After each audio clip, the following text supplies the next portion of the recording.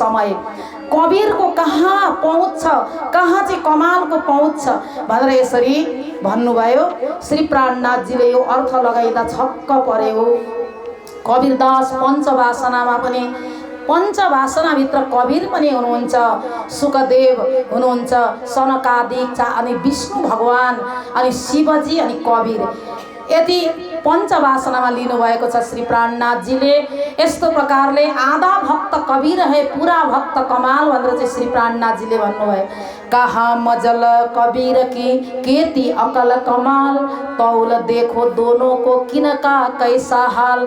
महामती प्राणनाथजीले कबीरलाई उच्च स्थान दिनुभएको छ।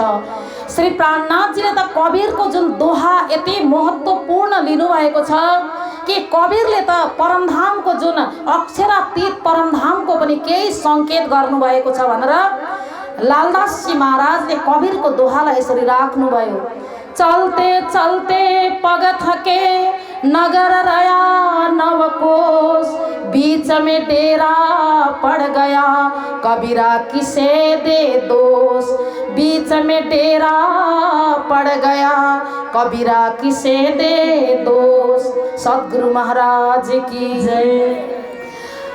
यस्तो प्रकारले चलते चलते पग थके, जुन त्यो कहाँको चाहिँ इसारा गरिरहनु भएको छ भने 9 कोश टाढाको दूरीमा चाहिँ नगर रहे 9 कोश, त्यो चाहिँ परमधाम अक्षरधामदेखि परमधाम 9 कोशको दूरीमा छ भनेर चाहिँ इसारा गरिरहनु भएको छ।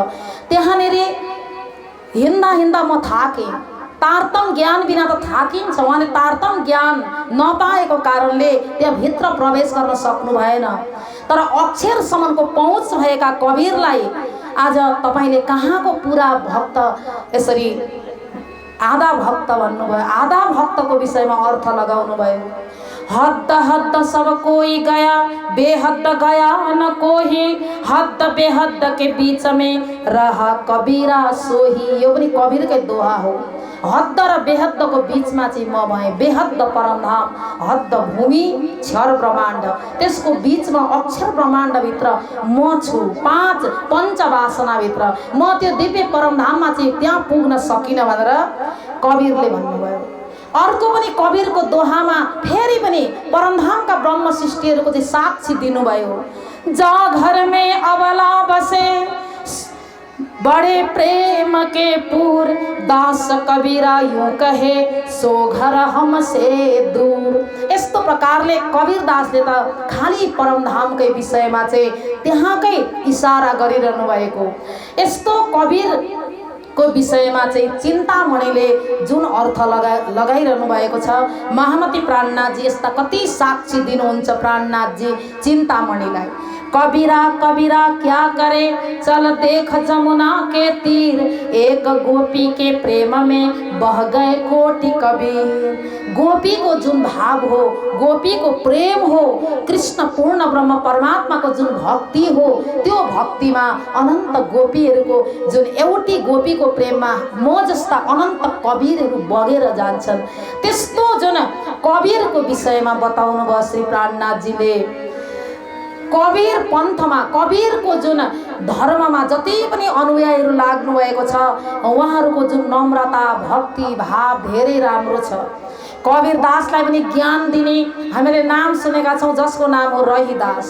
कबीरदासका पनि गुरु हुँदो रहेछ रहीदास। रहीदासको कति हजुरले नाम सुन्नुभएको होला, भक्तमालमा रहीदासको विषयमा धेरै प्रसङ्गहरू आउँछ। अनि मन चङ्गा तो कठौता में गङ्गा भनेर हामी उखान ल्याउँछौँ नि। मन चङ्गा तो कठौता में गङ्गा भनेको के हो? त्यसको अर्थ, त्यसको अर्थ पहिला त म बुझ्दिनँ थिएँ। पछि यो जुन रहीदासको प्रसङ्ग मैले सुने, रहीदासका पुस्तकहरू पढ्दा रहीदासको विषयमा यो कुरा गरिएको रहेछ। रहीदास कस्तो घरमा जन्मिनु भएको थियो भन्दा जुत्ता सिलाउने, चमडाहरूको काम गर्ने त्यस्तो शूद्रको घरमा जन्मिनु भएको रहेछ भक्त रहीदास। अनि रहीदास सधैँभरि जुत्ता सिलाउनुहुन्थ्यो, दो बाटोमा बसेर आफ्नो काम छोड्नुहुन्न थियो, तर मन चाहिँ सधैँभरि परमात्मामा लाग्दो रहेछ उहाँको। यहाँ हातले काम किन भन्दा उहाँ परम भक्त हुनुहुन्थ्यो। उहाँ त्यो शूद्रको घरमा जन्मिनु भयो, छालाको चमडाको व्यापार गर्ने, तर उनको मन त सधैँभरि परमात्मामा लाग्यो नि। मन यता कर्म त्यो गरे पनि एक दिन त्यो गाउँका पण्डितहरू जाँदै रहेछन् गङ्गाजीको दर्शन गर्नको लागि। गङ्गाजीको दर्शन गर्न जाँदाखेरि उनले जुत्ता सिलाउँदै थिए। अनि कहाँ जानुभएको तपाईँहरू भनेर सोध्नुभयो। सोद्धाखेरि ती पण्डितहरूले भने हामी त हरिद्वार हिँडेका, गङ्गा नुहाउन हिँडेका, तिमी जाने होइन? रविदासले भन्नुभयो म कहाँबाट जानु, मसँग कहाँबाट पैसा छ? म यो जुत्ता सिलाउँछु, चमडाको जुत्ता, अनि जीविका गर्छु। मैले यो जुत्ता सिलाएको केही पैसाबाट मेरा छोराछोरीलाई भोकालाई प्यास मेटाउँछु, मेरो परिवारलाई पाल्छु, मसँग त पैसै छैन, भाडा छैन भन्नुभएछ। अनि जाँदा जाँदै ती पण्डितहरूलाई के भन्नुभएछ भने तपाईँहरू जानु हुँदैछ, गङ्गाजीमा गएर मेरो प्रणाम भनिदिनु गङ्गा मातालाई, रविदासले प्रणाम पठाएको छ भनेर जोडले कराएर प्रणाम भनिदिनु गङ्गा मैयालाई भनेर सन्देश पठाएछ। पण्डितजीहरू एकदम अहङ्कार लिएर गए, हामी ब्राह्मण हौँ, हामी ब्राह्मण, हामी त उत्तम भनेर गए। उहाँ गएर स्नान गरे। स्नान गरिसकेपछि रविदासले एक सिक्का दिनुभएको थियो। यो सिक्का लगेर गङ्गाजीमा भेट अर्पण गरिदिनु अनि रविदासको प्रणाम भनिदिनु, कराएर उच्चारण गरेर प्रणाम भनिदिनु। ती पण्डितहरूले विचार गरे के भनेको होला यो रविदासले, यसको प्रणाम कसले स्वीकार गर्छ? भए पनि एक सिक्का दिएको छ, यो एक सिक्का नदीमा फ्याँकिदिन्छु गङ्गाजीमा भनेर गङ्गाजीमा चढाइदिए। नुहाइसकेर उनीहरू फर्किने बेलामा अनि रविदासले भनेको कुरा त गङ्गा मातालाई भनौँ, हे गङ्गा मैया रविदासको प्रणाम गरे भन्दै हाँस्दै हाँस्दै भने। त्यति बेला गङ्गा मैयाले त्यो प्रणाम रविदासको सुन्ने बित्तिकै दुईटै हात उठाएर यसरी प्रणाम स्वीकार गर्नुभयो। आजसम्म गङ्गा माता प्रकट हुनुभएको थिएन, तर रविदासको प्रणाम स्वीकार गर्नु। अनि के भन्नुभयो गङ्गा मैयाले, यो सुनको चुरामा हिरा माणिक जडेको छ, यो एउटा चुरा लगेर रविदासलाई दिनु हे पण्डितजी भनेर त्यो चुरा पनि दिनुभयो गङ्गा मैयाले। अनि त्यो चुरा हातमा लिए। हातमा लिएपछि पण्डितजीहरूको मनमा लोभ पस्यो, ओहो यस्तो राम्रो चुरा, सुनको चुरामा हिरा जडेको, यो त बिक्री गर्छु लगेर राजालाई, थुप्रै धन आउँछ मलाई, किन दिनु रविदासलाई? गङ्गा मैयाले देख्ने होइन भनेर ती पण्डितजीहरूको बुद्धि हेर्नु न भ्रष्ट भयो। त्यहाँ लोभ भयो। त्यहाँबाट ती पण्डितजीहरूले गएर सिधै त्यो देशको राजालाई गएर त्यो चुरा देखाए। राजा पनि चकित भए, यति राम्रो चुरा, यति सुन्दर, रानीको हातमा लगाइदिनु पर्यो भनेर जति मागेको जति पनि पैसा थियो त्यो सबै दिएर राजाले किने। त्यो चुरा किनेर रानीको एउटा हातमा लगाइदे। अनि रानीले भने हे महाराज मलाई अर्को पनि यस्तै चुरा मन पर्यो, अर्को पनि किनिदिनु न भन्दा ती पण्डितलाई भेट्न आए। राजाले बोलाए दरबारमा, बोलाएर भने यस्तो चुरा कहाँबाट ल्यायो तिमीले? त्यो चुरा फेरि लिएर आऊ भन्दा अब उनीहरूसँग त त्यो चुरा अब छैन, त्यो त गङ्गा मैयाले दिएको, कुन सुनारेले बनाएको, कुन सुन दोकानमा बनाएको, त्यहाँबाट यस्तै चुरा अर्को पनि बनाएर ल्याऊ बार बार राजा भन्छन्। बोल्दैनन् ती पण्डित, तिमीहरू किन बोल्दैनौ? तिमीहरूले यो चुरा ल्याउनै पर्छ, नभए तिमीहरूलाई चाहिँ म सजाय दिन्छु। थरथर काम्न थाले, ओहो अब त सत्य बोल्नु पर्यो। हे महाराज हामीलाई माफ गर्नुहोस्, यो चुरा कुनै सुन दोकानमा बनाएको होइन, यो त साक्षात् गङ्गा मैया प्रकट भएर रविदासलाई दिएको थियो, मलाई लोभ पसेर हजुरलाई ल्याएर बेचे मैले। ओहो गङ्गा मैयाले दिएको चुरा हो? त्यसो भए अब यो चुरा कहाँबाट ल्याउनु त भन्दा अब अरू कसैले ल्याउन सक्दैनन्, रविदासले मात्रै ल्याउन सक्नुहुन्छ। अलि पर एउटा सानो झुपडी बनाएर भक्ति गर्थे रविदास। रविदासलाई गएर राजाले हे रविदास तिम्रो कारणबाट आज तिमीलाई पठाएको चुरा यसरी हामीले प्राप्त गर्यौँ, अर्को चुरा हामीलाई चाहियो। त्यति बेला पण्डितहरूले विचार गरे अब साँच्चै यसको सच्चा भक्ति छ कि छैन हेरौँ न त भनेर पण्डितहरू पनि परीक्षा गर्न थाले। त्यही बेला रविदासले के गर्नुभयो, जुत्तामा जुन सिलाउँदा सिलाउँदा त्यो जुत्तामा पानी भरेको थियो, एउटा जुत्तामा पानी भरेको थियो, त्यो पानी भरेको जुत्तामा हात जोड्नुभयो। हे गङ्गा मैया यदि हजुर साक्षात् मलाई भक्त मान्नुहुन्छ भने यहीँबाट प्रकट हुनुहोस् अनि चुरा दिनुहोस् भनेर अन्तरात्माबाट भक्ति गरे। त्यो चमडाको जुत्तामा पानी भरिएको छ, त्यही गङ्गा सम्झे। त्यही गङ्गा सम्झिने बित्तिकै जुत्तामा त यस्तो पानीको जुन मूल फुटेर आयो, त्यहाँबाट गङ्गा मैया प्रकट हुनुभयो। अनि गङ्गा मैया प्रकट भएर चाहिँ के गर्नुभयो भन्दा एउटा अर्को पनि चुरा दिनुभयो। जुत्ता सिलाउनको लागि एउटा सानो काठको बर्तनमा पानी भरेको थियो, जुन त्यो पानी हाल्दै सिलाउँदै गर्थे काठको कठौतामा। अनि त्यति बेला चाहिँ मन चङ्गातो कठौतामे गङ्गा, मन निर्मल छ भने जहाँ पनि परमात्मा प्राप्ति हुनुहुँदो रहेछ, जहाँ पनि परमात्मा प्रकट हुनुहुँदो रहेछ।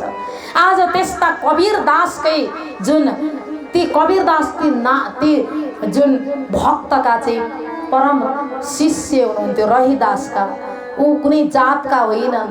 त्यसले गर्दा आज निजानन्द सम्प्रदायमा पनि एउटी खोजी बाईलाई रही बाईको वासना दिनुभयो महामती प्राणनाथजीले, कहाँ कबीरलाई। अनि अर्को एउटा साक्षीको अर्थ लगाइदिनु भयो श्री प्राणनाथजीले। एक पलक ते गंगा जो निकसी हो गए 14 पानी, वही पानी दोए पर्वत ढापे दरिया लहर समानी। उड़ मक्खी तरवर चढ़ बैठी बोलत अमृत बाणी, वही मक्खी के मक्खा नाही बिना पानी गरबानी। तीन गर्वे गुण तीनों जाए वह तो पुरुष अकेला, कहे कबीर या पद को बुझे सो सतगुरु मैं चेला। यो दोहा चाहिँ कबीरदासले पहिल्यै भन्नुभएको रहेछ। जति बेला चिन्तामणि काशीमा पढ्न बसेका रहेछन् त्यति बेला एकजना साधुले आएर भन्नुभएको रहेछ, यसको अर्थ जसले खुलाउँछ उसको चेला बन्नु तिमी। यो कबीरदासले पनि म चेला बन्छु भन्नुभएको छ भने तिमी पनि चेला बन्नु। ती साधुले तिथि मिति पनि तोकेर दिनुभएको रहेछ, यो समयमा आउनुहुनेछ भनेर। आज एक पलक झपक्ने बित्तिकै गंगा प्रकट हुनुहुन्छ अनि चारैतिर पानी नै पानी। त्यो पानीले दुईटा पर्वतहरू ढाक्छन् अनि सारा लहर दरिया सारा समान रूपमा त्यो पानी फैलिन्छ। अनि त्यो पानीबाट एउटा मक्खी माने एउटा मौरी निस्किन्छन्, उडेर अनि माथि रुखमा गएर बस्छिन्, तरवरको जुन रुखको टुप्पोमा गएर बस्छिन्। त्यहाँ गएर अमृत बाणी बोल्छिन्, उनले मिठो मिठो बात गर्छिन्। उसका कुनै पनि अरू श्रीमान पति छैनन्, तर उनका 3 जना सन्तान हुन्छन्, 3 जना सन्तान हुन्छन् उनका। तर जुन मूल पुरुष चाहिँ आफ्नै ठाउँमा बस्छन्, ती त्यहाँ आउँदैनन्। तर ती स्त्रीले चाहिँ 3 जना बच्चा पैदा गर्छिन्, यसको अर्थ त्यही थियो। तर श्री प्राण उनीहरूले त्यसरी अर्थ गरे, तर श्री प्राणनाथजीले यसको अर्थ यसरी लगाइदिनु भयो। हे चिन्तामणि, एक पलकमा चाहिँ गंगा रूपी माया प्रकट हुन्छन्। ती माया निस्केर चाहिँ के गर्छिन् भन्दा मतलब नारायण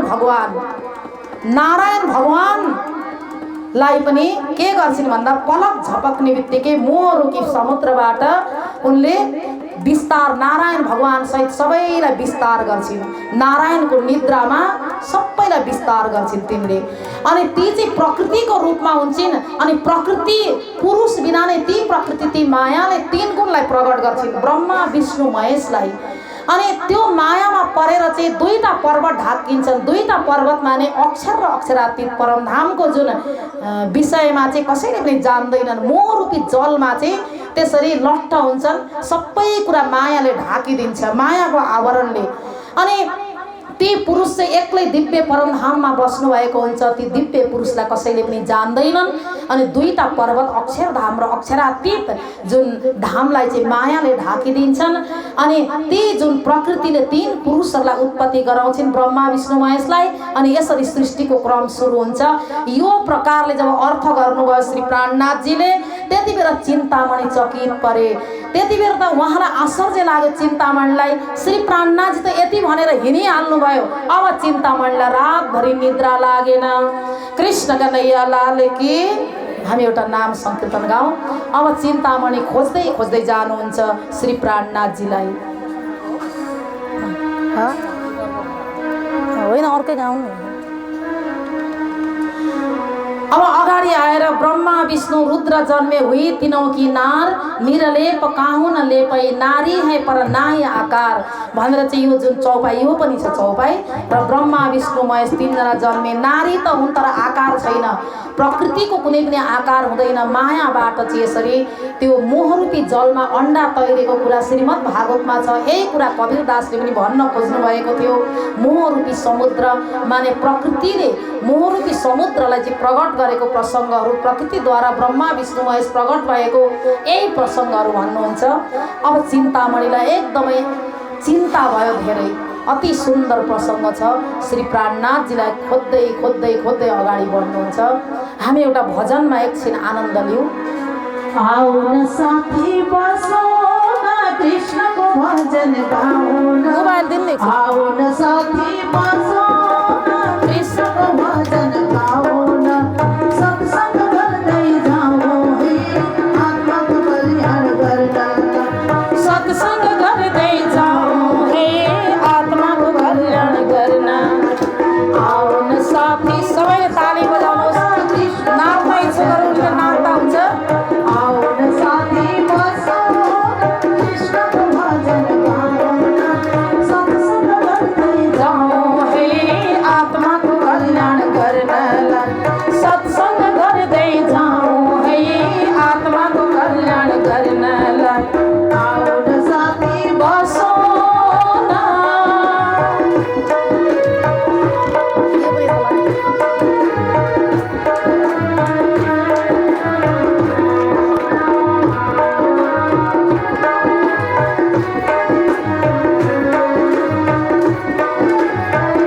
ताली बजाउनु सबैले। तालमा ज्ञान दिनलाई सद्गुरु आफै आएछन्।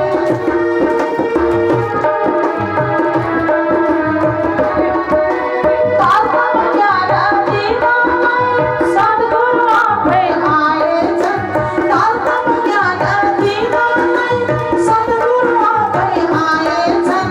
धर्मको अमृत कलश त्यो साथमा बोकी ल्याएछन्, धर्मको अमृत कलश त्यो साथमा बोकी ल्याएछन्। आउन साथी बसौँ न कृष्णको भजन गाउन, आउन साथी बसौँ न कृष्णको भजन गाउन, सत्सङ्ग गर्दै जाउँ है आत्माको कल्याण गर्न, सत्सङ्ग गर्दै जाउँ है आत्माको कल्याण गर्न। आउन साथी बसौँ न।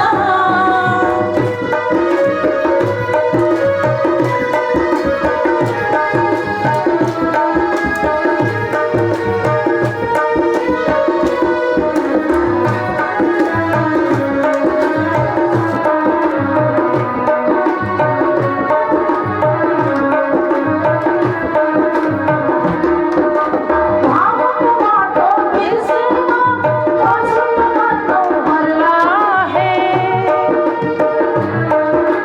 भावको बाटो बिर्सेमा पछुत गर्नु पर्ला हे। आफ्नो सिद्धि कर्म त्यो व्यर्थमा खेर जाला हे, आत्मा सिद्धि कर्म त्यो व्यर्थमा खेर जाला है। आउन साथी बसौँ न कृष्णको भजन गाउन, आउन साथी बसौँ न कृष्णको भजन गाउन, सत्सङ्ग गर्दै जाउँ है आत्माको कल्याण गर्नलाई, सत्सङ्ग गर्दै जाउँ हे आत्माको कल्याण गर्नलाई, सत्सङ्ग गर्दै जाउँ हे आत्माको कल्याण गर्नलाई, सत्सङ्ग गर्दै जाउँ है आत्माको कल्याण गर्न। सद्गुरु महाराज की। रातभरि चिन्तामणिलाई निद्रा लागेन। यो त तिथि मिथि पनि त्यही छ। अनि यो अर्थ पनि अचम्मको छ। आजसम्म कसैले गुरुहरूले नगरेको। चिन्तामणि ढूंढत फिरे कहाँ है उन साधु का ठौर, आया पूछत कथा मिने मोए ढूंढत भई भोर। रातभरि खोज्दै खोज्दै खोज्दै अगाडि बढ्दा नाथा जोशीको घरमा श्री प्राणनाथजी चर्चा गरिरहनु भएको छ। महामती प्राणनाथजीले जब चर्चा गरिरहेको बेलामा सुन्दर अटारीमा बसेर अलि उच्च ठाउँमा बसेर चर्चा गरिरहेको बेलामा चिन्तामणि पुग्नुभयो। चर्चा के बखत में लगा चिन्तामणि कदमो इनकाज। महामती लालदास जी महाराज भन्नुहुन्छ चिन्तामणि गएर श्री प्राणनाथजीको चरणमा गएर नतमस्तक भएर प्रणाम गर्नुभयो र आफ्नो आसनमा बस्नुभयो। हल्ला नगरी बस्नुभयो श्रोताको रूपमा। कथा सुनिरहनु भएको छ। श्री प्राणनाथजीलाई त सबै थाहा छ, अन्तर्यामी हुनुहुन्थ्यो। अलिअलि केही खण्डनीका कुराहरू गर्न थाल्नुभयो श्री प्राणनाथजी। कि मान्छेलाई यसरी अहङ्कार आउँछ, अहङ्कारले गर्दाखेरि, चमत्कारले गर्दाखेरि जुन वास्तविक तत्त्वलाई बुझिरहेका हुँदैनन् भनेर श्री प्राणनाथजीले यसरी सम्झाउनु भयो, खण्डनीका कुराहरू पनि गर्नुभयो। त्यही बेला चिन्तामणिलाई आफूलाई लाग्यो सबै मलाई नै भनेको हो। अनि श्री प्राणनाथजीले दोहा पनि भन्न थाल्नुभयो। कतिले गुरुलाई नै भगवान मानिरहेका हुन्छन्, गुरु पनि त्यस्तै हुन्छन्, मलाई नै परमात्मा मान्नु भनेर परमात्मालाई बिर्सिन थाले कति गुरुहरू। गुरु गोविंद दोनों खड़े काके लागे पाऊं, बलिहारी तीन गुरु की जो गोविंद दिया बताए। कबीरदासले भन्नुभएको छ गुरु गोविंद दोनों खड़े काके लागू पाए, बलिहारी तीन गुरु की जो गोविंद दिया बताए। कबीरदासले भन्नुभयो कि बलिहारी तीन गुरु की, गुरुको महान स्थान छ, तर महान स्थान भए पनि परमात्माको बराबर त हुँदैन। हरेक सम्प्रदायमा हेर्दै जानुपर्छ, तर कुनै सम्प्रदायमा गुरु नै सर्वैसर्व र गुरुकै आरती उतार्ने, गुरुलाई नै सर्वैसर्व मान्ने त्यस्तो खालको पनि छ। तर हाम्रो निजानन्द सम्प्रदायमा श्री प्राणनाथजीले अक्षरातीतको लक्ष्य बताइदिनु भयो। पूर्ण ब्रह्म परमात्मा श्री राजश्यामाजीको भक्ति गर्नु भनेर पूर्ण ब्रह्म परमात्माको जुन लक्ष्य बताउनु भयो। श्री प्राणनाथजीले भन्नुभयो म एउटा सुन्दर साथलाई जगाउन आएको, म एउटा गुरु पनि भन्नु भएन आफूलाई, परमधामको आत्मा, परमधामको ब्रह्म अङ्गना आदि भनेर कति ठाउँ श्री प्राणनाथजीले भन्नुभयो। म नै परमात्मा हो, मलाई मात्रै भज भनेर भन्नु भएन। श्री प्राणनाथजीले त हो रही हो तुम रेणु समान, हामी एउटै ब्रह्म सृष्टि हौँ, एउटै दर्जामा हौँ। हामीहरूले भजन गर्नुपर्ने अक्षरातीत पूर्ण ब्रह्म श्री कृष्ण, श्री श्यामाजी महारानी, श्यामा र श्री कृष्णको भक्ति गरौँ। महामती प्राणनाथजीले हरेक ठाउँमा भन्नुभयो गोविंद से गुरु अधिक है जो सेवे चितलाए, गोविंद डारे नरक में सद्गुरुले त छुडाए। यस्ता चौपाईहरू पनि बनाएका हुन्छन्। यदि गोविन्दले नर्कमा हाल्नुभयो भने गुरुले छोडाउनुहुन्छ अरे। गोविन्दले कहिल्यै पनि नर्कमा जानी हाल्नुहुन्न। जो आफ्नो कर्मको फल छ उसले भोग्नै पर्छ। नर्क जाने यदि कर्म गर्छ भने त ऊ नर्क जानै पर्छ। गुरुले पनि उसलाई निकाल्न सक्नुहुन्न। नर्क जाने मेरा गुरु यस्ता छन्, महान छन्, मैले जे कर्म गर्दा पनि हुन्छ भनेर निकाल्न सक्दैनन्। श्री प्राणनाथजीले यस्ता खण्डनीका वचनहरू बोल्न थाल्नुभयो। चिन्तामणिका चेला चेलीहरू पनि त्यहाँ बसेका थिए, एकदम निमग्न भएर सुनिरहेका छन्। त्यही समयमा चिन्तामणिलाई खण्डनीका कुराहरू गर्दा चिन्तामणि भरे कथा सकेपछि श्री प्राणनाथजीको कानमा गएर मेरा शिष्यहरूको अगाडि चाहिँ मलाई यसरी गाली नगरिदिनु हे प्राणनाथजी स्वामीजी, मलाई एकान्तमा गाली गर्दा म जति गाली गरे पनि सहन गर्छु। श्री प्राणनाथजीले भन्नुभयो ठिक छ चिन्तामणि, चिन्ता नगर्नुहोस्। अब कथा सकेपछि सबैजना घरमा गए। आज श्री प्राणनाथजीलाई निद्रा लागेन। यिनमा कति अहङ्कार, यिनमा कति घमण्ड, परम तत्त्व के हो त्यो बुझिरहेका छैनन्। तर बुझाउन खोज्दा पनि यिनलाई अहङ्कारले घेरिरहेको छ। श्री प्राणनाथजीको मुखारविन्दबाट राति नै बाणी उत्रे। त्यो समयमा किरन्तन चौपाईहरू उत्रे, अति सुन्दर चौपाईहरू। त्यो कपीमा लेख्नु भएर अनि दरवाजामा जहाँ कथा मण्डपमा पस्नुभन्दा अगाडि मूल ढोकामा लेखेर टाँसिदिनु भयो श्री प्राणनाथजीले। त्यो पढेर मात्रै जान सक्ने गरेर सुन्दर चौपाई। सुनो रे सत के बंजारे, सुनो रे सत के बंजारे, एक बात कहो समझाए हो, एक बात कहो समझाई। सुनो रे। चिन्तामणिको लागि यो चौपाई निस्किरहेको थियो श्री प्राणनाथजीको मुखारविन्दबाट। या फन्दबाजी रची माया की, या फन्दबाजी रची माया की, तामे सबको हिरया उलझाए, आटी आन के फांसी लगावे, वे भी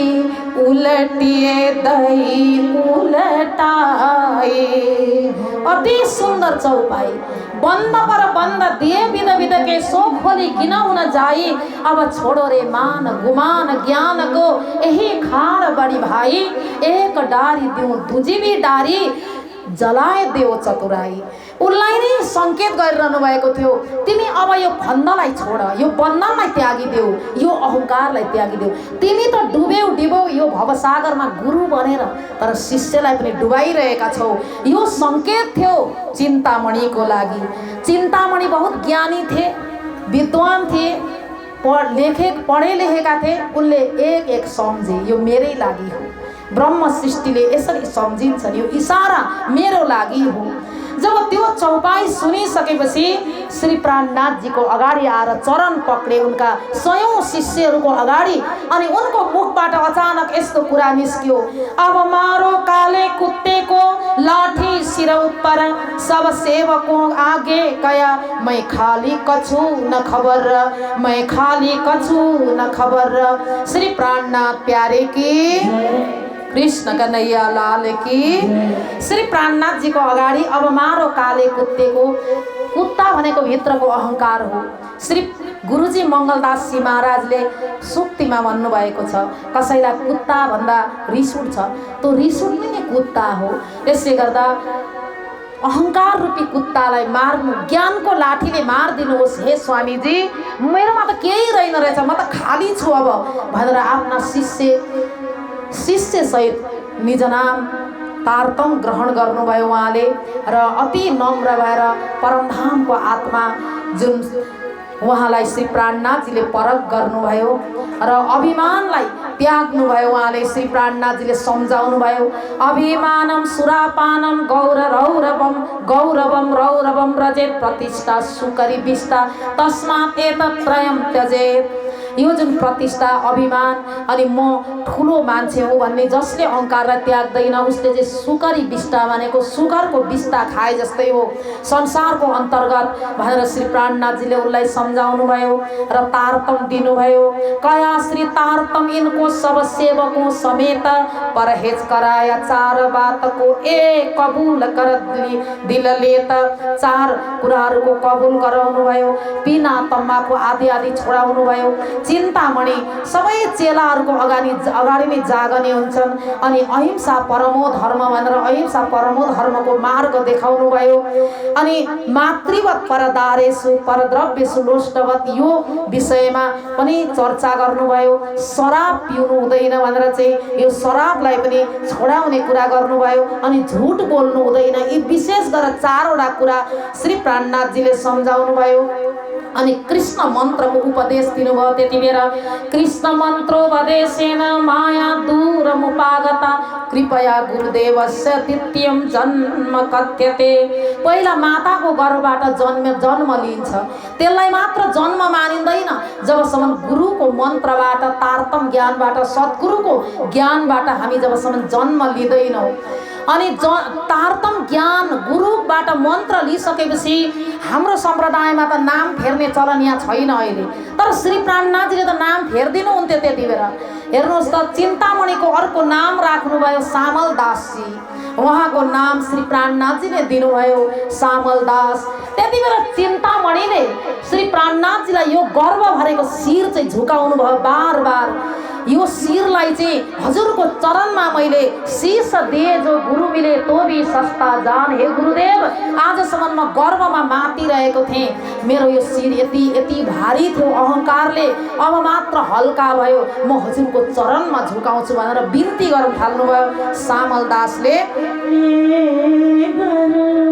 भरा मस्तक मेरा प्रभु चरण धूल तक झुकने दे, अहंकार विकार भरे मन को निज नाम की माला जपने दे। गर्भ भरा मस्तक मेरा प्रभु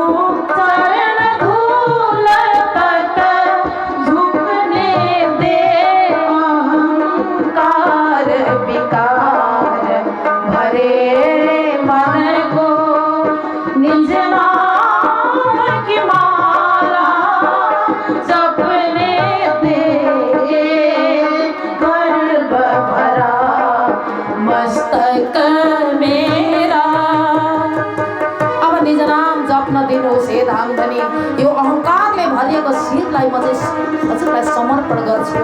आज मैले जन्म जन्मान्तरको भाग्य प्राप्त गरेँ, तारतम ज्ञान प्राप्त गरेँ।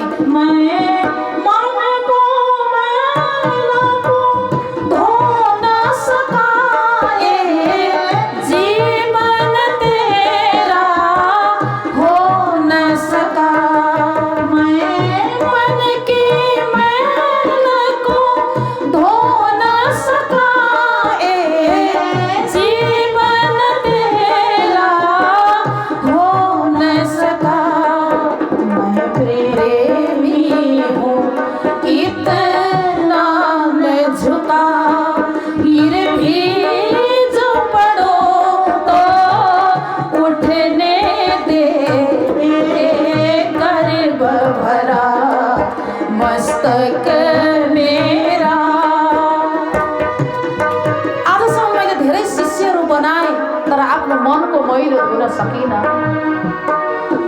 बहुत सुंदर स्तुति गर्छन् श्री प्राणनाथ जी को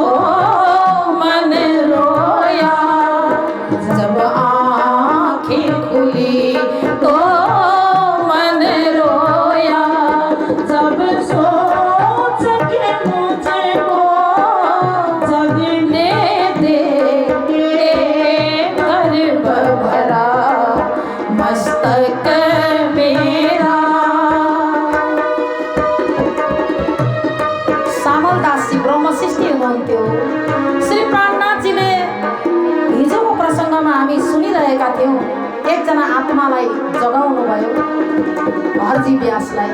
उहाँ जीव सृष्टि हुनुहुन्थ्यो, उत्तम जीव हुनुहुन्थ्यो, तर उहाँमा त्यति साह्रो चासो भएन। तर आज हेर्नु सामलदासजी त परमधामको आत्मा हुनुहुन्थ्यो, उहाँको दिल त यति पग्लेर आयो, यति रुनुहुन्छ चिन्तामणि श्री प्राणनाथजीलाई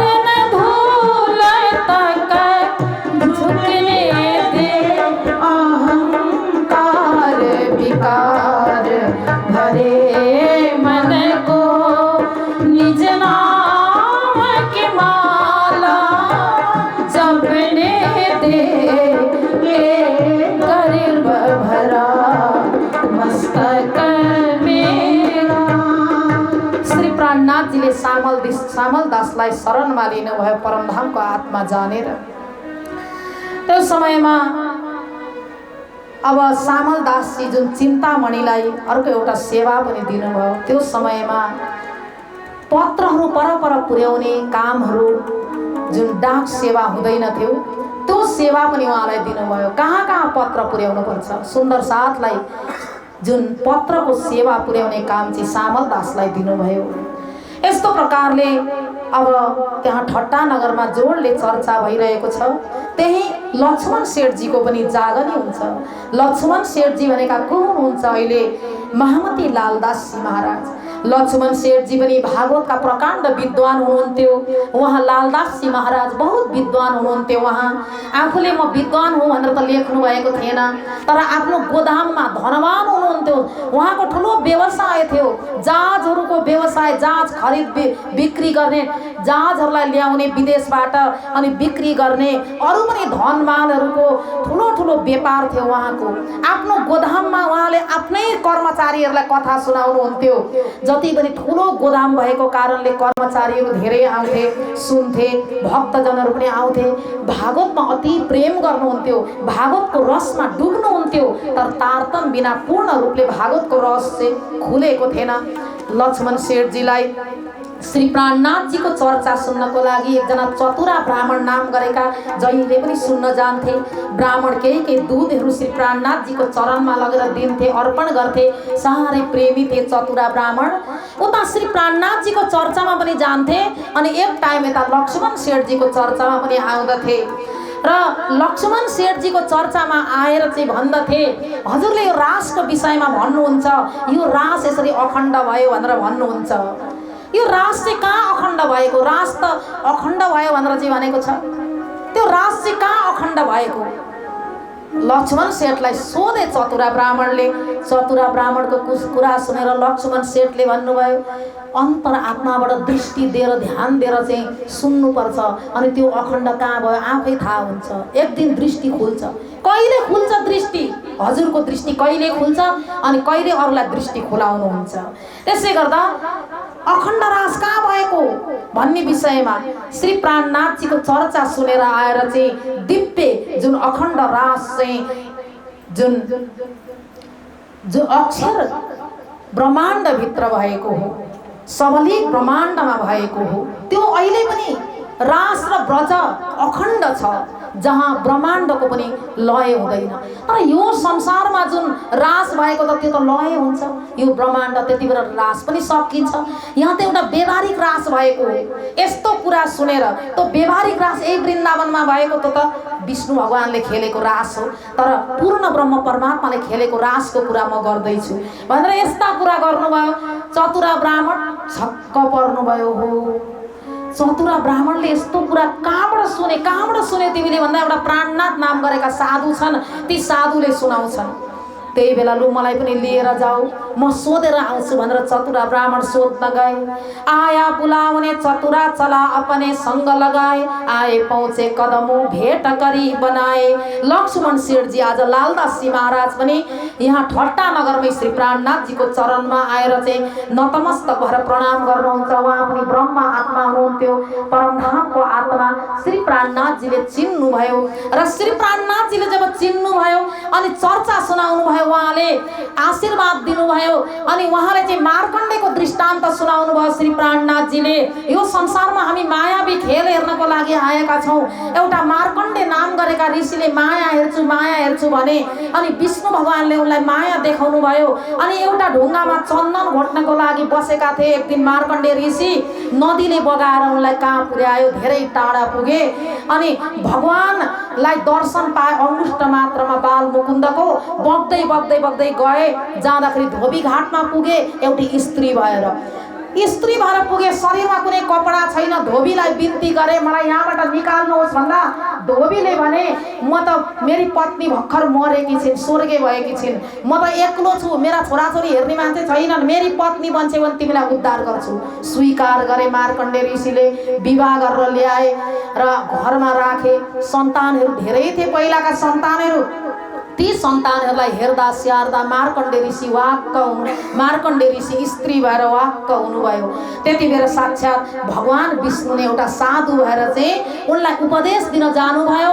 मायाको कुरा पुरा सबै कुरा, त्यो मायामा दुःख भएको कुरा सबै सुनाउनु भयो। आफ्नै कथा सुनेर झल्यास्स बिउजिँदा मार्कण्डेय ऋषिले एक फेर पनि चन्दन नलगाएको कुरा, त्यो कुरा सुनाउँदाखेरि लक्ष्मण सेठको आत्मा जाग्यो। हो, हामी पनि परमधामबाट यसरी आएका हौँ। यहाँ त धेरै लामो समय जस्तो लाग्दछ, तर त्यही तिथि, त्यही समय, त्यही पल, त्यही घडी परमधामबाट आएको जुन घडी छ त्यो घडी कति पनि सरेको छैन, एक दिन पनि भएको छैन। यो कुरा सुनिसकेपछि लक्ष्मण सेठ पनि जाग्नुभयो। कृष्ण कन्हैया लाल की। र लक्ष्मण सेठजी यस्तो प्रकारले श्री प्राणनाथजीको जुन महिमा गाएर चाहिँ प्राणनाथजीकै विषयमा सोच्न थाल्नुभयो। अब आए पहुंचे मस्कत में, उतरे नाव से कांठे दुकान माव जी की आए बैठे उनमें। महामती श्री प्राणनाथ जी को जीवनी जुन प्रचार प्रसार यात्रा श्रवण गरिरहेका छौं हामी र यस अन्तर्गत श्री प्राणनाथ जी अब अगाडि बढ्नुहुन्छ। अगाडि अब जुन मस्कत बन्दरतिर लाग्नुभयो। मस्कत बन्दरमा आएर श्री प्राणनाथ जीले के गर्नुहुन्छ भन्दाखेरि मावजीको दोकानमा बसेर चर्चा गर्नुहुन्छ र श्री प्राणनाथ जी त्यहाँ चर्चा गर्दै गर्दै अब मस्कत बन्दरबाट अवासी बन्दरतिर लाग्नुहुन्छ। त्यहाँ भैरव ठक्करसँग भेट हुन्छ। श्री प्राणनाथ जी र भैरव ठक्करको एउटै जात भएको कारणले श्री प्राणनाथ जीले जुन राधा र रूपा अनि बाईजी महाराजलाई अरबी लुटेराले लुटेर लगेको 1 वर्ष भएको थियो। अब यो कसले छुटाएर ल्यायो भन्दा आफ्ना आफ्ना जातिका जो दाजुभाइ दिदीबहिनीलाई छुटाउँथे त्यति बेला। जसमा पैसा छैन, पैसा नहुनेहरूले छुटाउन सक्दैनथे, तर धनीहरूले चाहिँ आफ्ना आफ्ना जातिकालाई छुटाउँथे। त्यति बेला बाईजी महारानी पनि श्री प्राणनाथजीकै धर्मपत्नी भएको कारणले उनका दुईटी सेविका राधा र रूपा पनि बन्दकमा परेका थिए। धेरै दुःख थियो सुन्दर साथीहरूलाई बन्दकमा।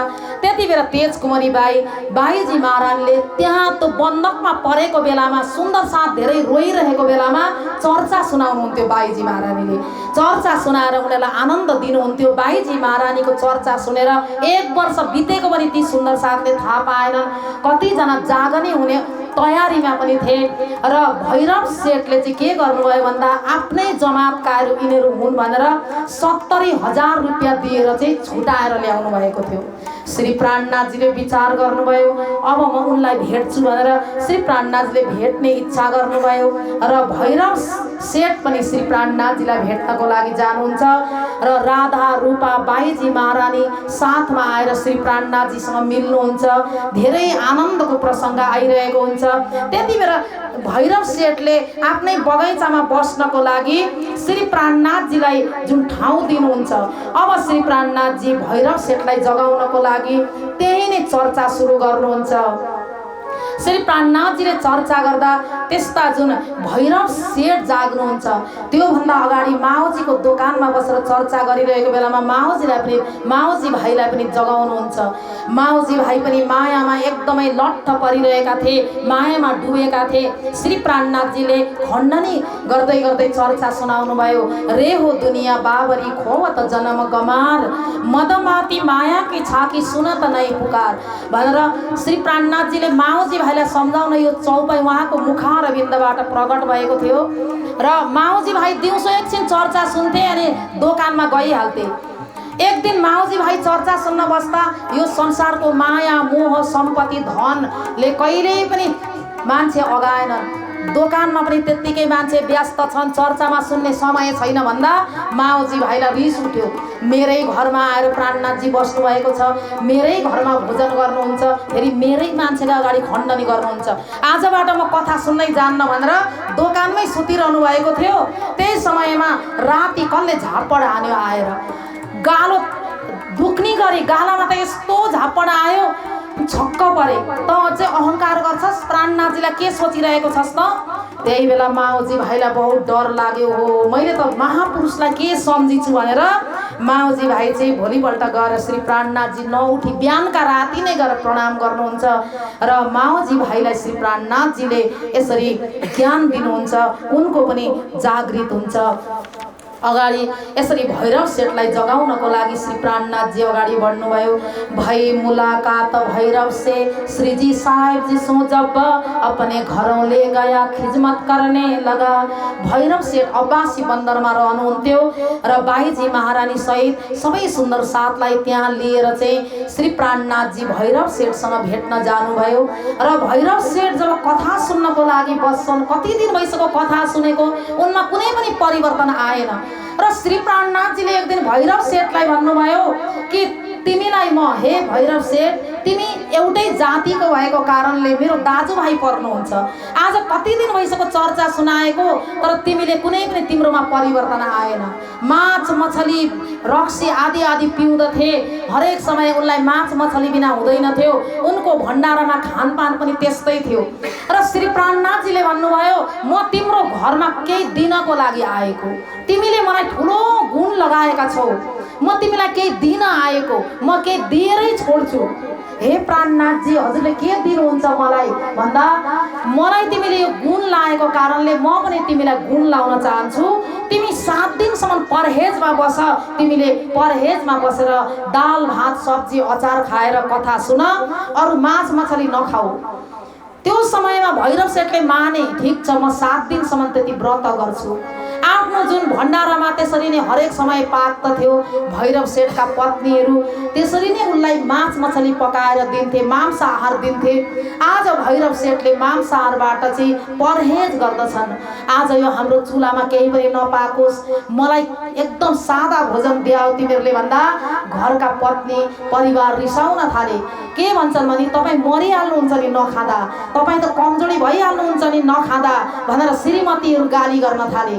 संसारमा कोही श्रीमानले धर्ममा बाधक बन्छन् भने कोही श्रीमती बाधक बन्छन्। यो संसारमा धर्मको बाटोमा जब लाग्न खोज्दा आफ्नै परिवार बाधक बन्छ। काहीँ श्रीमती बाधक बन्दछन्, काहीँ श्रीमान। यस्तो भएर आज कति मान्छेलाई धर्म गर्छु भन्दा पनि म मांसाहार त्याग्छु, एउटा घरका श्रीमानले भन्दा श्रीमतीले दिन्नन्। कसरी त्याग्नुहुन्छ? तपाईँले त्याग्दाखेरि या छोराछोरीले खान पाउँदैनन् भनेर श्रीमती बडबडाउँछिन्। अनि तिनीहरूलाई चाहिँ दज्जाल भनिन्छ। दज्जालको स्वरूप हो त्यो, संसारको मोहमा नर्कमा धकेल्ने दज्जाल परिवारका। कतिपय आज हाम्रो संसारमा हाम्रो परिवारमा पनि यस्तो छ, एउटी आमाले धर्म ग्रहण गरेकी छिन् भने त्यो घरमा परिवारले रोकिरहेका हुन्छन्, उसलाई दुःख दिइरहेका हुन्छन्। एउटा श्रीमानले धर्म ग्रहण गरेका छन्, मांस मछली त्यागेका छन् भने घरका परिवार रिसाइरहेका हुन्छन्। यस्तो पनि हुन्छ कति ठाउँ। आज भैरव सेठलाई पनि यस्तै भइरहेको छ। हुँदैन, तपाईँले छोड्न पाउनुहुन्न, तपाईँ त मरिहाल्नुहुन्छ नि। भैरव सेठले भन्नुभयो, तिमीहरू चुप्प लाग, तिमीहरू हल्ला नगर, मलाई 7 दिनसम्म परहेज गर्न दियाऊ। श्री प्राणनाथजीले जुन परहेज गराउनु भएको छ, सेठजी अब परहेज गर्नको लागि सुरु गर्नुभयो। आजबाट आहार शुद्धौ सत्व शुद्धि, सत्व शुद्धौ ध्रुवा स्मृति। जबसम्म आहार शुद्ध हुँदैन तबसम्म अन्तस्करण शुद्ध हुँदैन। अन्तस्करण शुद्ध नभइकन परमात्माको भक्ति हुँदैन। नराम्रो चिज खाएर हामी मन्दिरमा पस्न पनि डराउँछौँ। एक दिन नराम्रो के, अब प्याज लसुन खाएको छ भने त्यस दिन भक्तिमा अलिकति बाधा हुन्छ। प्याज लसुन खाएको छ भने मुख गनाउँछ। गुरुजनहरूको अगाडि जान पनि कस्तो कस्तो डर लाग्छ। एउटा खैनी चुरोट खाएको मान्छे गुरुजनको अगाडि जाँदा डराउँदै जान्छ। के गर्ने, मैले खाएको थाहा पाउँछन् कि भन्ने डर लाग्छ भने परमात्माको अगाडि त कसरी छुप्छ, कति छुपाएर पनि छुप्दैन। त्यसले गर्दा जस्तो हामीहरूले अन्न खाएका छौँ, हाम्रो मन बुद्धि अन्तस्करण त्यस्तै हुन्छ। यादृशी भक्षयत् अन्नम बुद्धिर्भवति तादृशी। बुद्धि पनि त्यस्तै हुन्छ भनेर चाहिँ शास्त्रले पनि भन्दछ, जस्तो जस्तो अन्न खाएको छ। श्री प्राणनाथजी भन्नुहुन्छ, हे भैरव सेठ, यति कुरा मान, पीना तंबाकू छोड़ दो और मांस मछली सब, शराब और सब कई परदारा चोरी न कब, शराब और सब कई परदारा चोरी न कब। पञ्चवस्तुको निषेध गराउनुहुन्छ र भोलि भैरव सेठको जागनी भएको प्रसङ्ग हामी सुन्न पाउनेछौँ। र आज हामी हाम्रो प्रसङ्गलाई यही नै पुरा गर्दै हाम्रो प्रसादको अलिकति भएको छैन, टाइम प्रसाद बनेको छैन। एकछिन हामी एउटा भजन श्रवण गरौँ र अनि हाम्रो बिचमा हाम्रो आदरणीय दाजुहरू आउनुभएको छ। हजुरले केही कुराहरू राख्न सक्नुहुन्छ, केही सम्बोधनहरू। हामी एउटा भजन गाएर अनि अलिकति प्रसङ्गलाई पनि हामी लम्ब्याउनेछौँ। जति तीर्थ घुमे पनि, जति चारु घुमे पनि, हृदयले धर्म त्यागी पाप पनि लागेपछि आत्मा त झर्ने नै भयो, फल त्यो त भोग्ने नै भयो। जति चारू होमे पनि जति तीर्थ घुमे पनि जति चारू होमे पनि हृदयले धर्म त्यागी पापपट्टि लागेपछि आत्मा तल झर्ने नै भयो फल त्यो त भोग्ने नै भयो